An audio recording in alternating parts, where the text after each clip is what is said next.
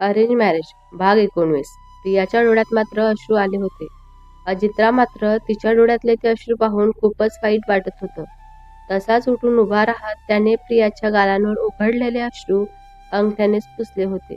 तिचा चेहरा हाताच्या ओंजळीत घेत त्याने तिच्या कपाळांवर ओठ टेकवले होते आणि तिच्या डोळ्यात डोळे घालून अजित तिला म्हणाला होता, sweetie, don't care please, I promise you that. इथून पुढं तुझ्या डोळ्यात पाणी येणार नाही याची काळजी मी नक्कीच घेईन. असं म्हणून अजितने तिला दोन्ही हातांवर उचलून घेतलं आणि बेड जवळ आला. पण इतका वेळ प्रिया जी स्वतःचे आणि अजितचे फोटो पाहण्यात गुंग होती, ती आता तिची नजर समोर बेडवर पडली आणि तिच्या पोटात क्षणभर फुलपाखरं उडत असल्याचा भास झाला होता. कारण तो बेड सुंदर अशा रंगीबिरंगी फुलांच्या पाकळ्यांनी सजवलेला होता. इतकंच नाही तर बेडवरून खाली मोगऱ्यांच्या फुलांच्या माळा सुद्धा सोडलेल्या होत्या. मोगऱ्यांच्या फुलांचा सुगंध असा सुवास पूर्ण बेडरूम मध्ये दरवळत होता. आता नकळत प्रियाची नजर पूर्ण रूमवर पडलेली होती आणि पुन्हा तिच्या अंगांवर गोड शहारे उमटू लागलेले होते. संपूर्ण रूमचं वेगवेगळ्या रंगांच्या गुलाबाने आणि गुलाब पाकळ्यांनी सजवलेली होती. सोबतच सर्वत्र सेंटर कॅन्डल लावलेल्या होत्या, ज्या रूम मध्ये मंद असा प्रकाश पसरवलेला होता. प्रिया त्या रूमची सजावट पाहण्यात मग्न असतात अजितचा आवाज तिच्या कानावर पडला होता आणि प्रिया शुद्धीवर आली होती. स्वीट हार्ट, कशी वाटली आपली बेडरूम मग? अजितने तिच्या खांद्यांवर ओठ टेकवत तिला विचारले होते. अजितच्या त्या स्पर्शाने प्रियाच्या अंगांवरचे केस पूर्ण ताठ झाले होते आणि तिने त्याचा तो स्पर्श सहन न होऊन बेडशीट घट्ट मुठीत पकडलेली होती, जे बरोबर अजितने हेरलं होतं आणि खट्याळपणे गाळात हसत तिला म्हणाला होता. अजित म्हणाला, अजून तर मी सुरुवात पण केली नाही आहे आणि तू तर आताच घाबरलीस. मी सुरुवात केलंस तर कसं होईल तुझं? अजित म्हणाला तसं प्रियाने त्याच्यापासून बाजूला नजर फिरवून घेतली होती आणि स्वतःच्या श्वासांची वाढलेली गती कमी करण्याचा प्रयत्न करत होती. हे प्रिया, माझ्याकडे बघ जरा. तू कम्फर्टेबल नसतील तर आपण हे सगळं नंतरही करू शकतो. But you must be relax first.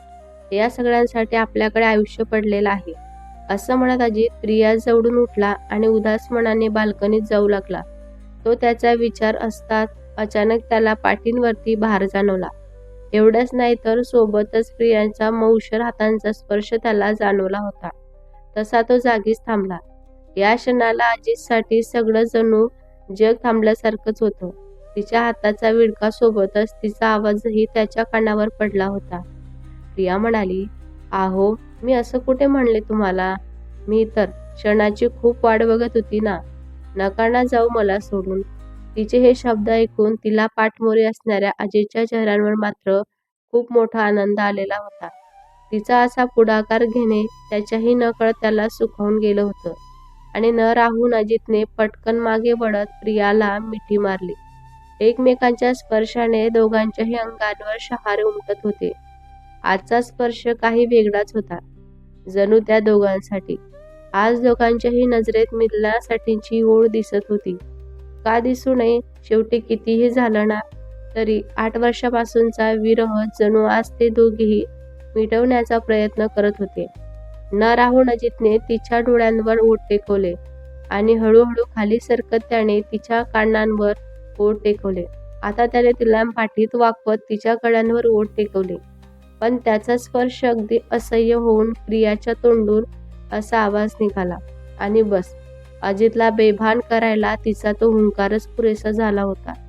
मिलनासाठी आतुर असलेल्या अजितने काहीही विचार न करता खांद्यांवरून तिचा पदर बाजूला केला. त्याच्या स्पर्शाने आधीच विहरलेली प्रिया अचानक होणार आहे या हल्ल्याने बावरली. लाजेची लाली मात्र चेहऱ्यांवर भरभरू चढू लागलेली होती. तिचे दोन्ही हात छातींवरती क्रॉस केले.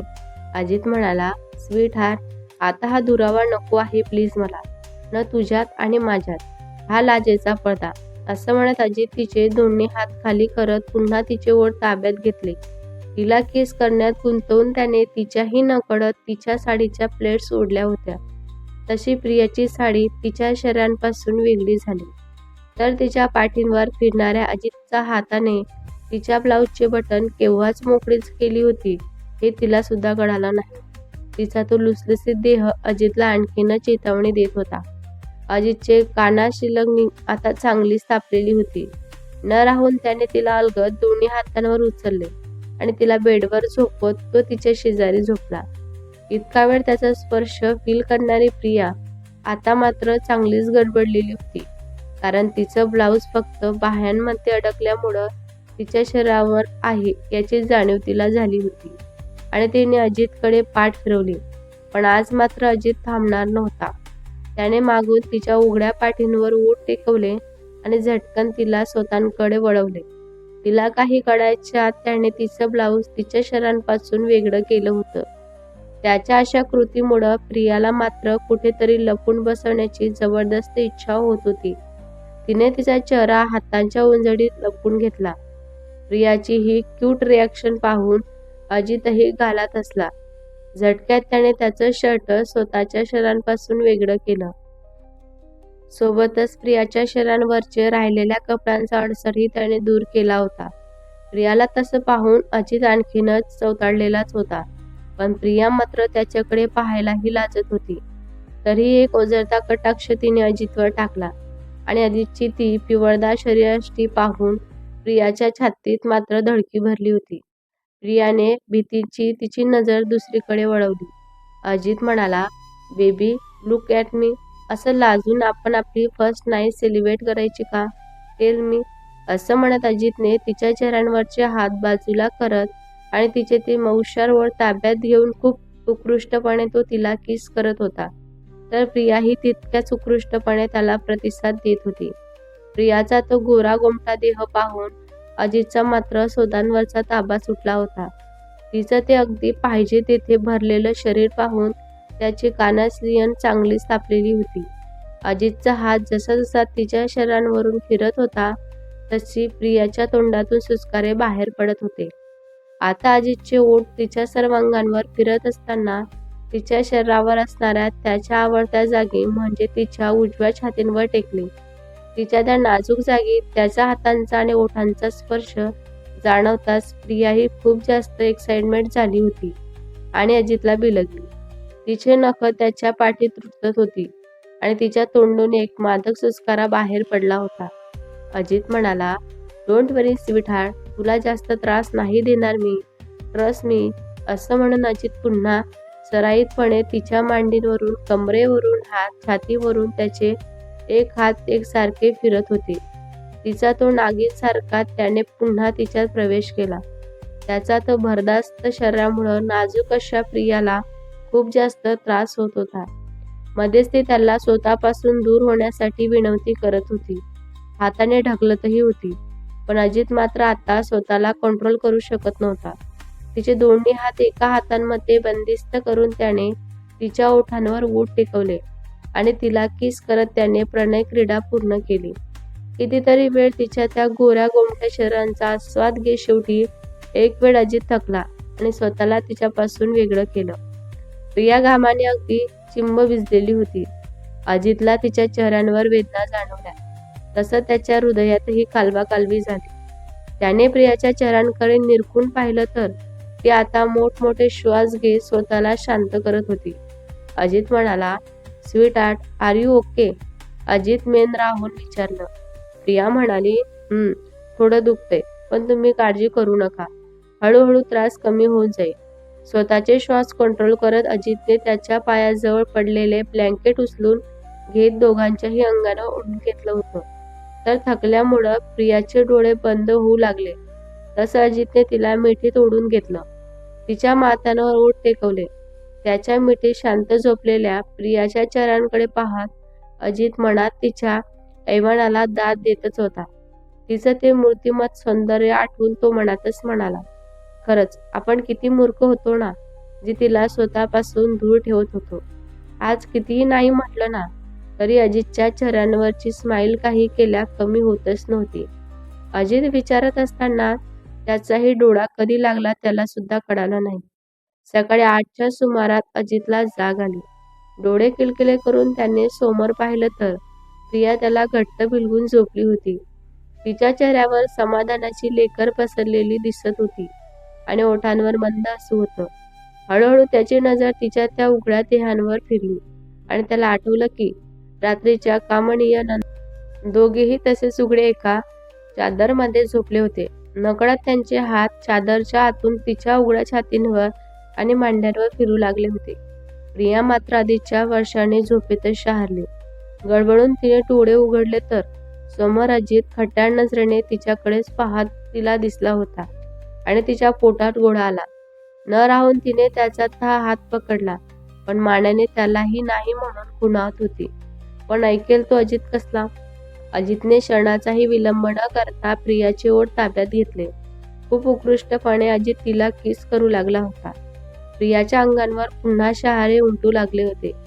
दोघांच्याही नजरेत पुन्हा एकदा मिलनाची आस दिसू लागलेली होती. अजित हळूहळू तिच्या उत्तेजित करत होता आणि प्रियाही त्याला प्रतिसाद देऊ लागलेली होती. पुन्हा एकदा दोघांचेही श्वास जड होऊ लागले होते.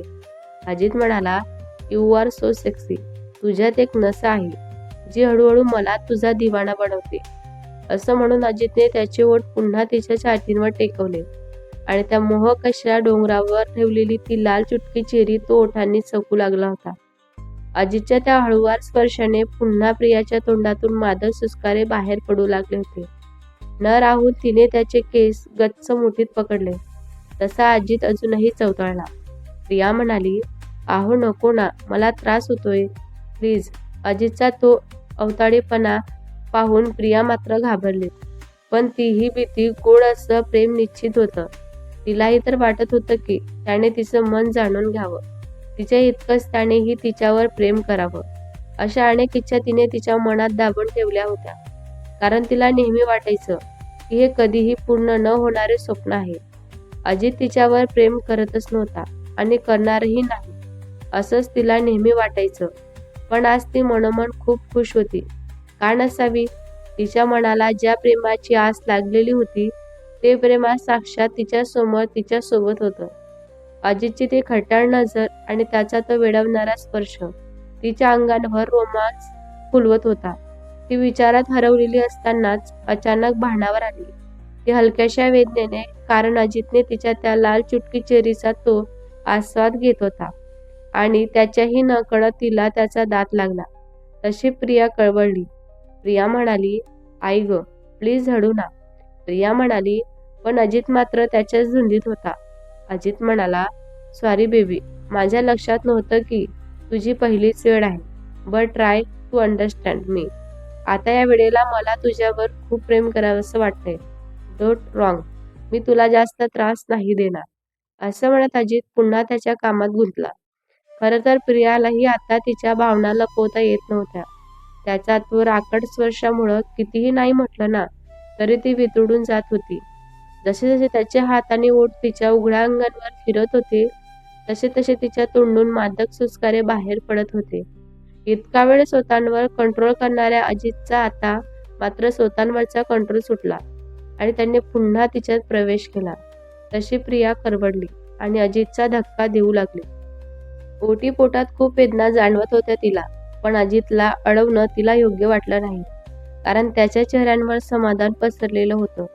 एवढंच नाही तर कुठेतरी तिच्याही मनात त्याच्या मिलनाची आस गेल्या 8 वर्षापासून होतीच, जी इतक्या लवकर थोडीच मनाला शांती देणार होती. पण इकडं अजितला मात्र प्रियाच्या चेहऱ्यावर त्रासिक भाव जाणवले. तिच्या चेहऱ्यावर वेदना स्पष्ट दिसू लागल्या होत्या. अजित म्हणाला, "व्हॉट हॅपन बेबी? काही त्रास होतोय का तुला?" अजितने काळजीने प्रियाला विचारले होते. प्रिया म्हणाली, थोडं दुखतंय." प्रियाने तोंड बारीक करून अजितला सांगितलं होतं. पण अजित मात्र आता या स्टेपला होता की तो आता थांबूही शकत नव्हता. म्हणून तो प्रियाला म्हणाला, "बेबी, थोडंसं सहन कर ना, बस थोडा वेळ आणखीन." असं म्हणत अजितने प्रियाच्या कपड्यांवर ओठ टेकवले होते. पण हळूहळू अजित त्या अलवार स्पर्शाने प्रिया त्या वेदनाही गोड भासू लागल्या होत्या. पुन्हा प्रियाला त्याचा तो स्पर्श वितळून लागला होता आणि या क्षणाला न राहून प्रिया आनंदाने चित्कारली होती. जणू जगातल्या सगळ्यात मोठं सुख तिला या क्षणाला मिळालेलं होतं. तिचं हालत अजितचीही होतीच म्हणा. राहून राहून अजितनेही आनंदाने हुंकार भरला. कारण दोघंही या वेळेला प्रणयी सुखांचा अगदी मनपोच्छ शिखरांवर होते. अजित काही वेळाने तिच्या थ्रीर झाला व राहुल तिच्या कपड्यांवर ओठ टेकवले आणि प्रियावर त्याची नजर पडली तर तिने अतीव समाधानाने डोळे मिटवले. तिच्या चेहऱ्यावर पसरलेलं ते समाधान पाहून अजितही मनोमन सुखावला होता आणि प्रियाने त्याने एक प्रेमळ धमकी सुद्धा दिली होती. अजित म्हणाला, बेबी आता उठायचं नाही का? आज आपण दोघेही असेच विना कपड्यांशी बेडरूम मध्ये झोपायचं. मला तू अशीच हवी आहेस माझ्या नजरेसमोर, तेही आजचा पूर्ण दिवस. अजित मात्र कुठल्याही हालतीत प्रियाला सोडायला तयारच नव्हता आणि याचमुळे अजितने प्रेमळ अशी धमकी प्रियाला दिली होती. अजिबात या रूम मधून बाहेर कुठेही जायचं नाही. प्रियाला स्वतःसमोर त्याला दूर करावंसं वाटतच नव्हतं. पण प्रियाला आता ओटी पोटात वेदना जाणवू लागल्या होत्या. प्रिया स्वतः डॉक्टर असल्यामुळं तिला माहिती होतं की ही तिची पहिली वेळ असल्यामुळं तिला जास्त त्रास होत होता. आता वेदना थोडे जास्त वाटू लागलेल्या होत्या. तसं तिने अजितला सांगितलं. प्रिया म्हणाली, आहो मला त्रास होतोय. मी काही टॅबलेट्स सांगते त्या प्लीज कोणाला तरी आणून द्यायला सांगा ना. अजित म्हणाला, काय झालं स्वीटी हार्ट? काही सिरियस आहे का? अजित काळजीने म्हणाला. प्रिया म्हणाली, आहो ते फर्स्ट टाइम असल्यामुळं बहुतेक मला त्रास होतोय. जे औषध मी सांगते ते मला आणून दिले तर मला लवकर आराम पडेल. प्रिया संकुचून म्हणाली आणि आता अजितची ट्यूबलाईट पेटली आणि तो म्हणाला, थांब मी आकाशला मेडिसिन आणायला पाठवतो. असं म्हणून अजित उठला आणि समोरच जमिनीवर पडलेली त्याची नाईट पॅन्ट घालत प्रियाला म्हणाला, तू पण फ्रेश होऊन बाहेर ये, मी आलो लगेच. प्रिया म्हणाली, हो तुम्ही गेल्यावर मी फ्रेश होते, आधी तुम्ही जा. पण अजित मात्र तिच्या बोलण्याने गालात हसत तिच्याकडे पाहत होता. खोळकण नजरेने तिच्याकडे पाहत तिला म्हणाला, बेबी रात्रीपासून मी तुला बिना कपड्यातच पाहतो. आता एवढी लाजू नकोस, नाहीतर परत माझा मूड होईल. आणि मग असं म्हणत अजितने तिच्या कपाळांवर ओठ टेकवले होते. रूमच्या बाहेर निघून गेला. अजित बाहेर गेल्याबरोबरच प्रियाने खाली पडलेली तिची साडी उचलून घेतली आणि स्वतःच्या अंगांवरती गुंडाळली. ती बाथरूम मध्ये शिरली, पण चालताना मात्र तिला त्रास होतच होता. कुठेतरी पोटात थोड्याशा वेदना तिला जाणवू लागलेल्या होत्या.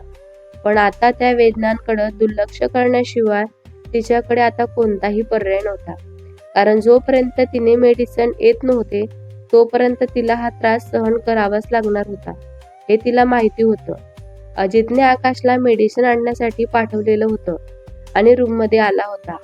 रूममध्ये येताच त्याच्या लक्षात आलं की प्रिया वॉशरूम मध्ये आहे, कारण आतून पाण्याचा आवाज येत होता. अजित तसाच बेड जवळ गेला आणि त्याने चादर फ्लोट करून ट्रॉलीमध्ये टाकलं.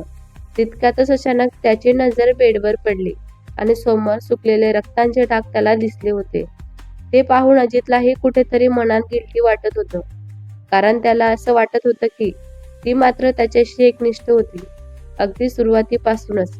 पण त्याने मात्र नकळत का होईना माहीसोबत बऱ्याचदा बेड शेअर करून कुठे ना कुठेतरी प्रियाच्या प्रेमाचा अपमान केलाच होता. पुन्हा विचारातून बाहेर येत ते बेडशीट तसंच उचलून आणि वॉशिंग मशीन मध्ये नेऊन टाकलं आणि दुसरं बेडशीट व्यवस्थित बेडवर टाकत होता. तितक्यात वॉशरूमचा दरवाजा उघडण्याचा आवाज त्याच्या कानी पडला होता.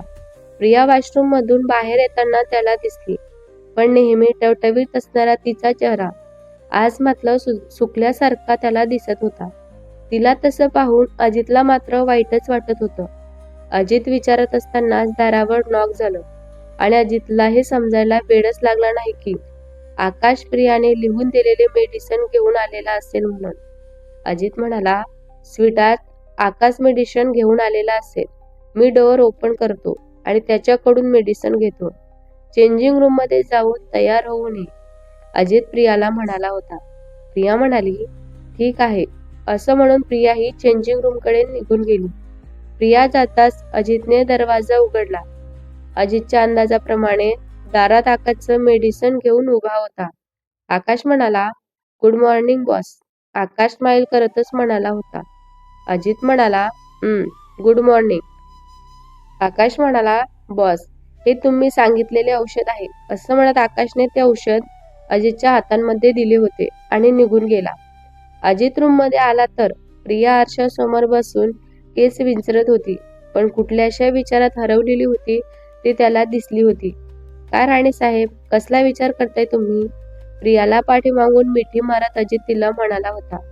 अजितच्या आवाजाने, त्याच्या अचानक झालेल्या स्पर्शाने प्रिया शुद्धीवर आली होती आणि आरशातून त्याच्याकडे पाहत होती. प्रिया म्हणाली, काही नाही ते, मॉम आपली वाट पाहत असतील ना, म्हणून जरा विचार आला होता डोक्यामध्ये. आपण रात्री इथंच झोपलो ना, त्या काय विचार करत असेल? अजित म्हणाला, डोंट वरी, मी मॉमला आधीच सांगितलं की आम्ही काहीतरी 2-3 दिवस येणार नाही आहात म्हणून. अजित प्रियाच्या मानेत चेहरा घुसवतच म्हणाला होता. प्रिया म्हणाली, काय? म्हणजे मॉमला माहिती होतं? प्रिया डोळे मोठे करूनच आरशातून अजितकडे पाहतच म्हणाली होती. अजित म्हणाला, यस स्वीटहार्ट. असं म्हणत अजितने प्रियाच्या गालांवर ओठ टेकवले होते आणि प्रिया शहारली. भानावर येत अजितने तिला मिठीत घेतलं आणि म्हणाला होता, स्वीटहार्ट, आधी ब्रेकफास्ट करून घेऊ, म्हणजे तू मेडिसिन खाऊ शकशील आणि आराम कर. प्रियानेही हो मध्ये मान डोलावली आणि पुढच्या क्षणाला ब्रेकफास्टची तयारी करायला निघून गेली. म्हणून बेडरूम मधून किचनकडे निघून गेली होती. नेहमीप्रमाणे प्रियाने तुडतच नसल्यामुळं सूर्याला अर्ध दिले आणि दोघांसाठी किचनमध्ये नाश्ता बनवला. नाश्ता बनवतानाही तिच्या चेहऱ्यांवरचं ते गोड हसू काही कमी होत नव्हतं. कारण जसं प्रेम या शब्दांचा अर्थ तिला कळायला लागला होता, तेव्हापासून तिच्या स्वप्नात, तिच्या रोमरोमात फक्त आणि फक्त अजितच होता. लग्न झाल्यापासून तर कितीही नाही म्हणलं ना, तरी प्रियालाही अजितची ओढ लागलेलीच होती. त्याच्या प्रेमाची आस तिलाही लागलेलीच होती.